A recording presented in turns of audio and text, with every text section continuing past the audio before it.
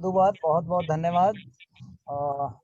सभी महापुरुषों को मैं नमन करता हूं और हमारे सम्मानीय परम आदरणीय राष्ट्रीय अध्यक्ष संस्थापक धर्म प्रकाश भारती जी, कार्यकारी अध्यक्ष और उपस्थित मेरे सभी महानुभाव, सभी हमारे पदाधिकारी और माननीय संचालक जी, आप सभी को नमो बुद्धाय, जय भीम। आज 2 अप्रैल है और 2 अप्रैल के उपलक्ष्य में ये मीटिंग आयोजित की गई है और इस विषय पर मैं बहुत ज़्यादा कोई लंबी बात नहीं करके और 1 मिनट में अपनी बात को ख़त्म करूँगा। मैं रास्ते में हूँ। देखिए, मैं 2 अप्रैल की घटना का सहभागी रहा हूँ। मैं, मेरा बेटा और लगभग 15 लोग मेरी टीम के। तो मेरी आवाज़ आ रही है? हाँ जी सर, आ रही है, बिल्कुल आ रही है, साफ है बिल्कुल।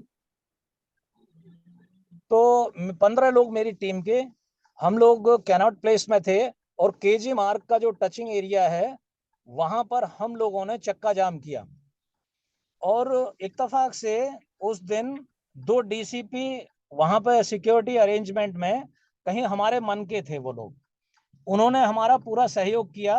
बाकी जो पुलिसकर्मी थे वो उनके जूनियर्स थे तो उन्होंने कंट्रोल करके रखा। तो हमें अपनी पूरी ताकत दिखाने का मौका मिला और सबसे ज्यादा जो कैनॉट प्लेस है वो दिल्ली का हार्ट माना जाता है। हमने सबसे लंबा चक्का जाम वहां पर किया और एक दिल्ली में ये एहसास कराने का काम किया प्रशासन को कि भाई इस देश में दलितों की वो ताकत है कि अगर इनके साथ छेड़खानी की या इनके अधिकारों का हनन करने की कोशिश की तो ये इस देश को ही जाम कर देंगे। वैसा हमने संदेश देने का काम किया।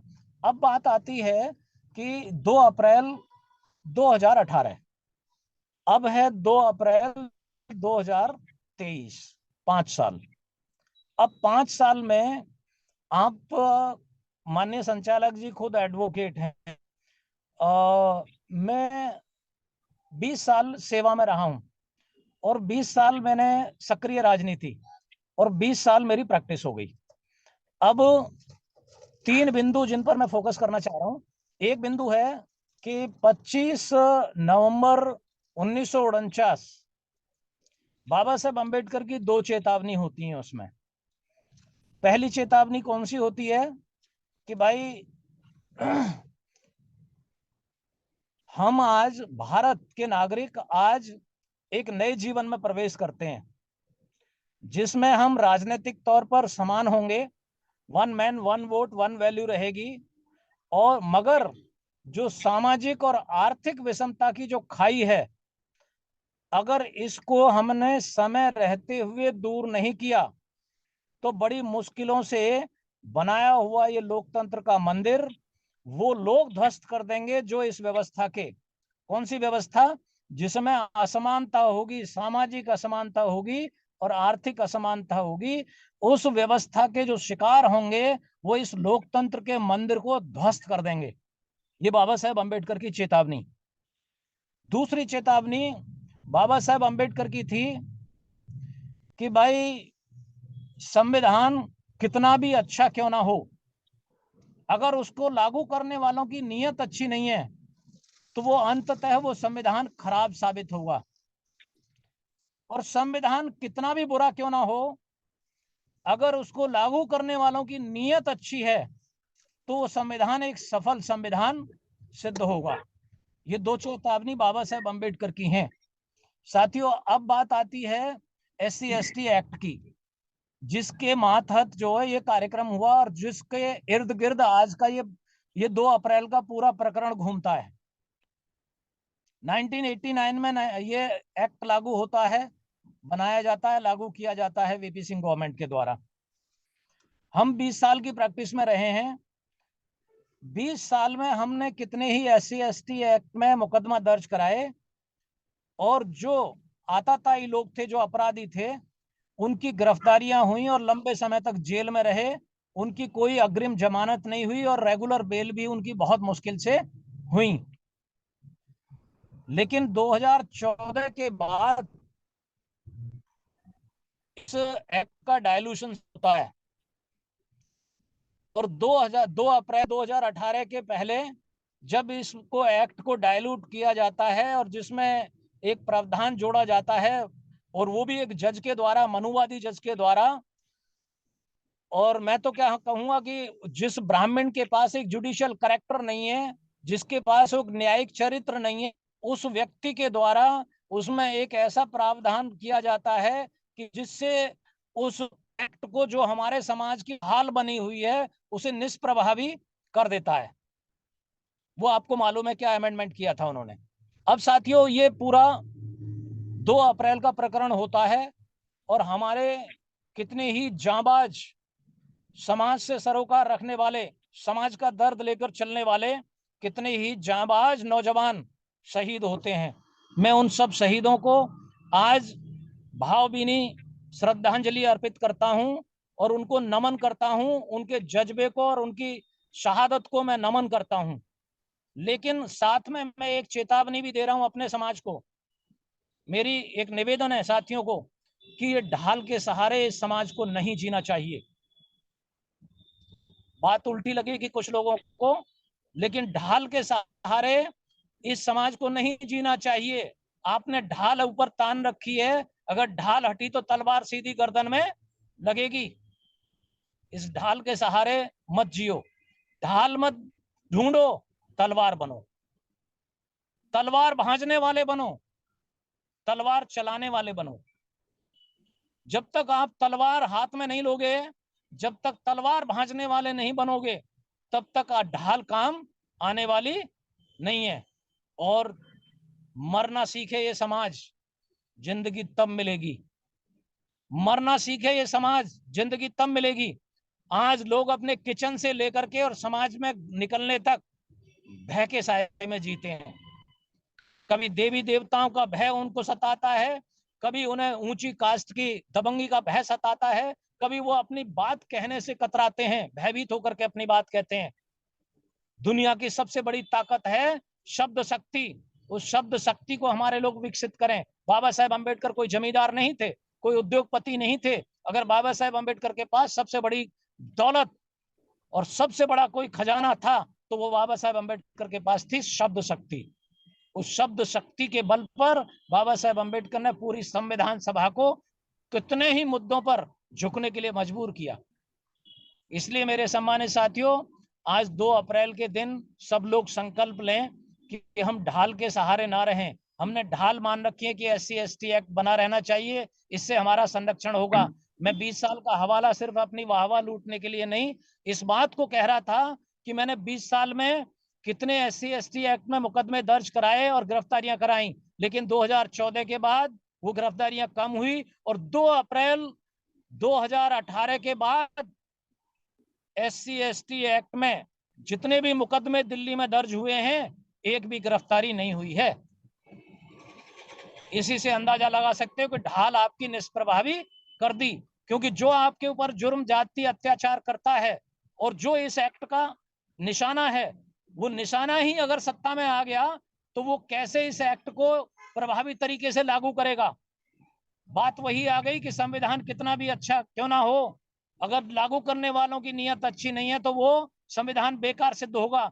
कानून कितना भी कठिन क्यों ना बना लो, कितना भी सख्त क्यों ना बना लो, और ये कानून उसके बाद और सख्त बनाया गया है, कानून कितना भी सख्त बना लो, कानून आपकी रक्षा नहीं करेगा, क्योंकि कानून को लागू करने वालों की नीयत साफ नहीं है। और आज वही लोग सत्ता में हैं जिनकी नीयत साफ नहीं है। तो हमें ऐसे लोगों से किसी रहम की उम्मीद ना करके हमें तलवार बनना है, अपने समाज को तलवार बनाना है, निर्भीक बनाना है, एकजुट होना है। हमारे समाज में 5 चीजें विकसित करने की बहुत आवश्यकता है: शिक्षा, शब्द शक्ति, संस्कार, संस्कार जो बुद्धिस्ट संस्कार, अम्बेडकराइट संस्कार, संस्कृति, अतीत, वर्तमान और भविष्य के सपने जो दिखाए, वो संस्कार विकसित करने हैं हमें।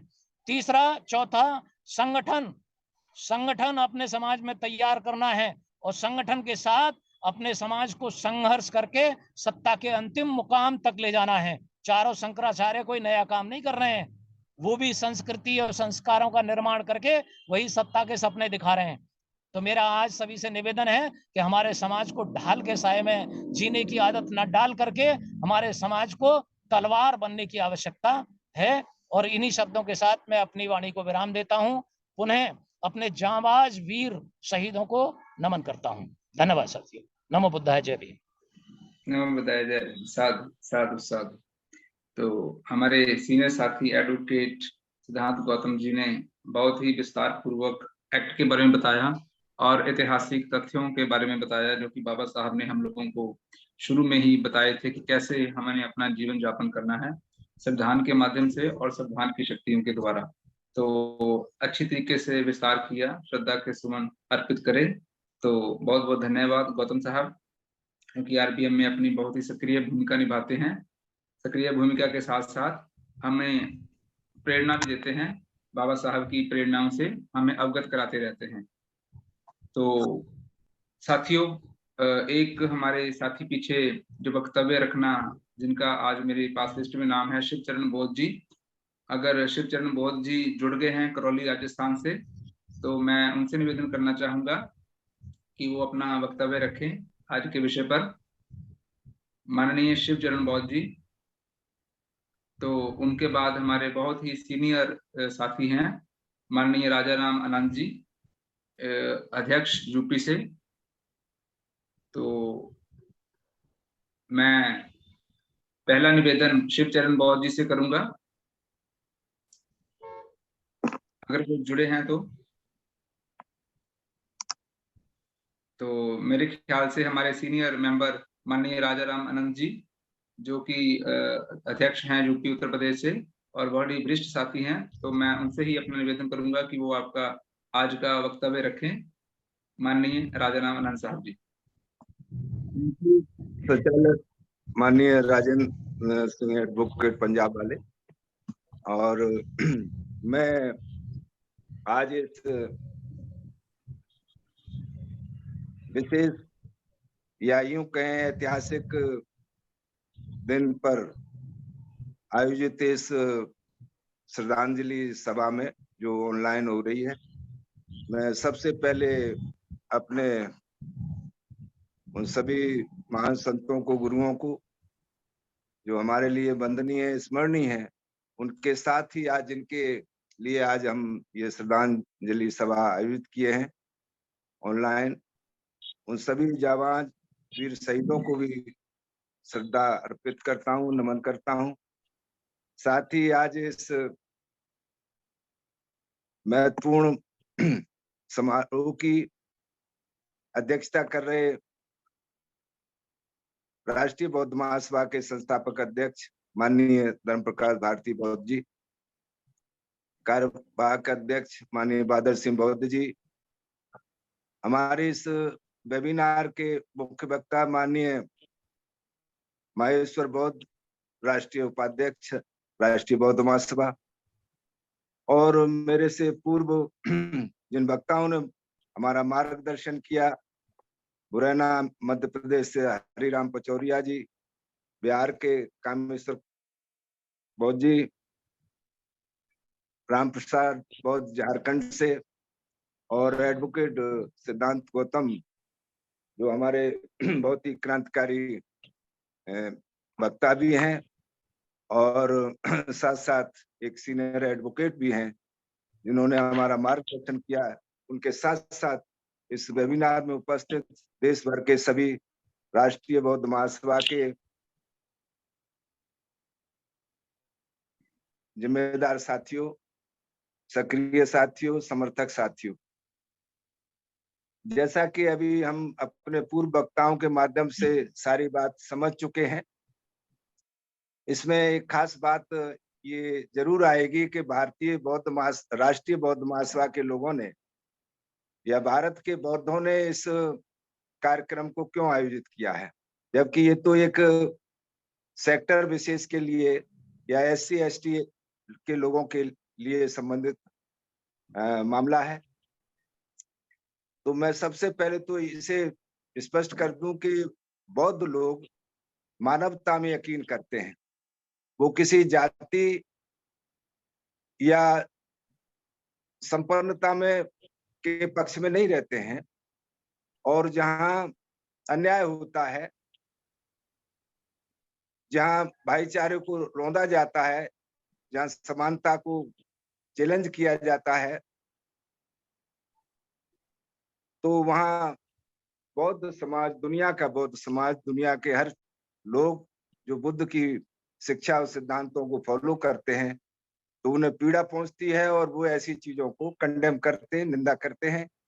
मैं समझता हूं यही कारण हो सकता है जिसमें राष्ट्रीय बौद्ध महासभा के राष्ट्रीय अध्यक्ष और अन्य उनके जिम्मेदार लोगों ने इस कार्यक्रम को आयोजित किया है। वैसे खुशी की वैसे और विशेष बात ये भी है कि आज के दिन पूरे भारत में लोग जगह जगह इस छठी ये जो वर्षगांठ है इस शहीदी दिवस की, तो उस पर जगह जगह आज फिजिकली भी लोग इकट्ठे होंगे, उनको अपने श्रद्धा सुमन अर्पित करेंगे। अलीगढ़ में भी, जहाँ का मैं रहने वाला हूँ, यहाँ भी 4 बजे से कार्यक्रम, ये श्रद्धांजलि सभा का आयोजित हो रहा है, जिसमें पूरे शहर के लोग इकट्ठे होंगे। और ये परंपरा अच्छी भी है, क्योंकि जो लोग अपने समाज के शहीदों को याद नहीं करते, तो वो कभी भी सम्मान को सुरक्षित नहीं कर पाते। उन्हें जो समानता है वो कभी हासिल नहीं हो पाती है। अब मैं आपका ध्यान ये आपको ये बताना चाहूंगा, ये कहना चाहूंगा अपनी बात, कि ये जो SC/ST एट्रोसिटी प्रिवेंशन एक्ट क्यों बना। ये तो अभी सिद्धांत गौतम जी ने बताया कि VP सिंह गवर्नमेंट में 1989 में जब अत्याचार लगातार और बढ़ रहे थे, तो उस वक्त ये समझा गया कि यद्यपि IPC, CRPC से प्रोविजन है कानून में, लेकिन इसके बावजूद भी एक ये स्पेशल एक्ट क्यों निर्मित हुआ। और इसकी तुलना में अगर मैं थोड़ा सा आपका ध्यान आकर्षित करूं, कि आपने देखा होगा कि जो ऐसे ही कानून दहेज एक्ट को लेकर के भी है, दहेज हत्याओं के ऊपर एक्ट बना, आपके घरेलू हिंसा के ऊपर भी एक्ट बनाया गया, और जो सरकारी नौकरियों में लोग होते हैं तो वहां भी सिविल सर्विस कंडक्ट प्रोसीजर का कानून बना हुआ है कि भाई कोई आदमी अगर सरकारी ऑफिस में है और उसके साथ वहां इस तरह की डिस्क्रिमिनेशन होता है, उसके साथ एट्रोसिटीज होती हैं, तो ये बहुत सारे कानून, ऐसा नहीं है कि ये SC/ST एक्ट ही, क्योंकि इसको जितना इससे फायदा नहीं मिला उतना इससे बहुत बड़ा समाज के अंदर, बल्कि जो अपने मानवतावादी लोग हैं उनको भी इसमें कंफ्यूज करने की कोशिश की गई है। तो मैं इसलिए कि अगर लोग ये कहें कि भाई दहेज हत्या से जो कानून बनाया गया उसकी जरूरत नहीं है, या घरेलू हिंसा के कानून की जरूरत नहीं है, तो मैं ये समझता हूँ कि उनकी मंशा ये हो सकती है कि भाई उनको खुली छूट मिलनी चाहिए इस तरह के अपराध करने की। तो ये कदापि अच्छा नहीं है, अच्छा नहीं माना जा सकता, सही नहीं कहा जा सकता, ठीक नहीं ठहराया जा सकता कि किसी को किसी के ऊपर अत्याचार करने की आजादी रहे, और जो अगर कहीं कानून है भी तो उसको समाप्त कर दिया जाए। ये बहुत ही दुर्भाग्य की बात है कि ये 2018 में जब भारतीय जनता पार्टी काफी अच्छी तरीके से केंद्र की सरकार में काबिज हो चुकी थी 2014 में, तो उसके षड्यंत्र के तहत इस कानून को नल्लीफाई करने के लिए एक जातिवादी जज का इस्तेमाल किया गया, और उस जातिवादी जज ने अपने निर्णय में उस कानून को निष्प्रभावी करते हुए निर्णय दिया कि इसमें कानून में चलिए अगर इसे समाप्त ना किया जाए तो कम से कम इसमें यानी किसी शेर के दांत उखाड़ दिए जाए, मैं ऐसे समझ सकते हैं हम उसे। ऐसा उसने जब निर्णय दिया तो उसका समझ यही रहा होगा कि जैसा मनुस्मृति में और दूसरे हम शास्त्रों में पढ़ते रहे कि ऐसा उनका पहले से मानसिकता बनी रही है। और बाद में उस सरकार के षड्यंत्र से जो ये निर्णय आया, तो वो जज भी आपको शायद मालूम होगा कि बाद में राष्ट्रीय मानवाधिकार आयोग का उसको चेयरमैन बना दिया गया। मैं उसका नाम नहीं लेना चाहता कि ऐसे घटिया लोगों का नाम लेने से भी अपने आप को मैं समझता हूं कि कोई अच्छा नहीं लगता। तो लेकिन खुशी की बात यह है कि जो लोग मानवतावादी थे और जो इस तरह के अन्याय अत्याचार में सहमत नहीं रहते, विरोध करते हैं, तो वो सारे लोग, वो खाली उसमें खाली मैं ये कहूं कि एससी के लोग थे, ये बात ठीक है, एससी के लोग, एसटी के लोग ज्यादा थे, लेकिन इसके समर्थन में बहुत से ऐसे लोग जो मानवतावादी थे, और उनमें खास करके हमारे जो ओबीसी के लोग हैं, वो भी बहुत सारे स्थानों पर इसमें सक्रिय भूमिका में दिखाई दिए। इसकी मेरे पास रिकॉर्ड है अलीगढ़ का, कि अलीगढ़ में जो आंदोलन हुआ जिसमें रेल रोकी गई थी, हालांकि यहाँ कोई गोलीबारी नहीं हुई क्योंकि बहुत सारा मोब जो है सड़कों पर था, बहुत सारी जनता सड़कों पर थी, तो ना प्रशासन की हिम्मत हुई न किसी और की हिम्मत हुई। लेकिन जैसा कि राजस्थान, ये मध्य प्रदेश की जो मुरैना से अभी हमारे हरिराम पचौरिया जी बोल रहे थे, तो सबसे ज्यादा हमारे युवा मध्य प्रदेश या मुरैना ग्वालियर संभाग से हताहत हुए, उनकी हत्याएं हुई, और उनकी हत्याएं पुलिस ने भी की, और साथ साथ वहां के जो एक संगठन विशेष के लोग, जिसे आरएसएस कहा जाता है, उसके या इनडायरेक्टली जो रूलिंग पार्टी के लोग थे, तो उन्होंने गोलियां चलाई। उसमें 7 लोग वहां से शहीद हुए, एक आदमी राजस्थान से शहीद हुआ, 2 उत्तर प्रदेश से शहीद हुए, 2 पंजाब से हुए, 1 बिहार से हुए। इस तरह से 13 लोगों की फोटो हम लोगों के पास उपलब्ध है।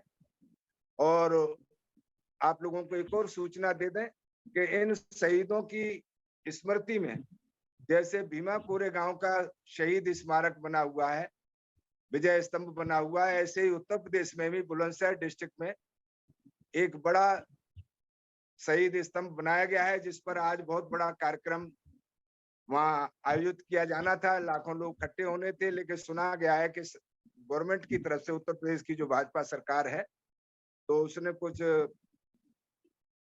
अनुमति या दूसरी कानून व्यवस्था का हवाला देते हुए उसमें कार्यक्रम को रोक दिया गया है। अब मैं आपका ध्यान मैं आपके संज्ञान में लाना चाहूंगा कि ये जो इतना बड़ा आंदोलन हुआ देश भर में, तो ये किसी पार्टी या किसी नेता के कॉल पर नहीं हुआ था। और यही हमारी सबसे बड़ी शक्ति है कि जो लोग ये समझते हैं कि शायद कोई नेता आएगा, शायद कोई पार्टी आएगी और समाज को बताएगी, समाज को तैयार किया जाएगा, तो ये 2 अप्रैल 2018 का जो रिकॉर्ड है, जो परिणाम है, जो स्थितियां परिस्थितियां हैं, वो सिद्ध करती हैं कि अगर नेता और पार्टियां, संगठन भी फेल होंगे, तो भी समाज के अंदर लोग अपना रास्ता चुनने के लिए पीछे नहीं हटते। ऐसा हमने 2 अप्रैल 2018 को देखा है। और इस विशाल संघर्ष का, इस अद्भुत आंदोलन का प्रतिफल ये हुआ कि जो कभी लोग जजों की और अदालतों की निंदा करने में, उनका विरोध करने में, उनकी आलोचना करने में कांपते हैं, लेकिन आपने देखा कि देश के जो मानवतावादी लोग थे, उन्होंने न केवल उस जज की, उस अदालत की धज्जियां उड़ाई, बल्कि सरकार को भी चैलेंज किया। और नतीजा ये हुआ कि सरकार को उस जज के फैसले के खिलाफ संशोधन बिल लाना पड़ा। और वो भले ही उनकी मंशा कुछ भी हो, जैसा सिद्धांत गौतम बता रहे थे कि उन्होंने बिल ला करके उस जजमेंट को निरस्त किया, कैंसिल किया, लेकिन हम अपनी बात ये कह करके कि भाई हमने सरकार को कम से कम बाध्य किया कि तुम्हें कोई अधिकार नहीं है कि बने हुए कानूनों को आप बगैर किसी डिस्कशन के, बगैर किसी औचित्य के आप उसको निरस्त कर दें, नेस्तनाबूद कर दें और लोगों को खुली छूट दे दें कि भाई आप अत्याचार करो, और सरकार की तरफ से जो प्रोटेक्शन है, जो उनके लिए कवच है, उसे हमने हटा दिया गया है। ऐसा किसी सरकार को और किसी अदालत को, बाबा साहब ने भी संविधान लिखते वक्त ये लिखा है, इक्वलिटी लिखा है, fraternity, liberty, equality and justice. तो फ्रेटर्निटी नहीं है तो इक्वलिटी, तो लिबर्टी नहीं आ सकती, और लिबर्टी नहीं है तो इक्वलिटी नहीं आ सकती, और फ्रेटर्निटी, इक्वलिटी, लिबर्टी ये नहीं है तो जस्टिस कभी नहीं हो सकता। तो मैं ये कहना चाहूंगा कि आज जिनके लिए हम इकट्ठे हुए हैं वेबिनार पे ही, भाई सही देश भर के लोग, तो हमें ये याद रखना चाहिए, सरदार सिख धर्म की ये परंपरा है कि उनके यहाँ जो शहीद होता है तो उसे गुरु का दर्जा दिया जाता है, पहले गुरु, दूसरे गुरु, तीसरे गुरु, 8वें गुरु, 10वें गुरु। तो ये परंपरा, जो शहीद होते हैं उनको हम समाज को याद करना चाहिए, ताकि समाज में शहीद होने वाले लोग पैदा होते रहें। अगर समाज के, जैसा अभी संस्थापक अध्यक्ष जी ने शुरू में प्रस्तावना में कहा था कि अगर हम उन्हें याद नहीं करेंगे तो ना कोई बाहर से शहीद होने के लिए आएगा, ना घर में से कोई पैदा करेगा। तो इसलिए ये अच्छी परंपरा है। मैं आदरणीय धर्म प्रकाश भारती जी, माननीय राष्ट्रीय अध्यक्ष, जिन्होंने ये एक बड़ा स्टेप लेकर के पूरे देश में इस वेबिनार को आयोजित करके ये मैसेज दिया है कि हमें अपने उन अमर शहीदों को, वीर युवाओं को स्मरण करना चाहिए और उनके लिए पुष्पांजलि देनी चाहिए, उन्हें सुमन अर्पित करने चाहिए, उन्हें हमेशा स्मरण रखना चाहिए। तो मैं अपनी तरफ से उनको नतमस्तक होकर के उनको नमन करता हूं, उनको अपनी पुष्पांजलि अर्पित करता हूं। और सभी साथियों ने मेरी बात को संक्षेप में सुना, संक्षेप में क्या लंबी भी हो गई होगी, तो मैं उनका भी शुक्रगुजार हूं। अब हमारे मुख्य वक्ता हैं माहेश्वर बुद्ध जी, जो राष्ट्रीय उपाध्यक्ष हैं,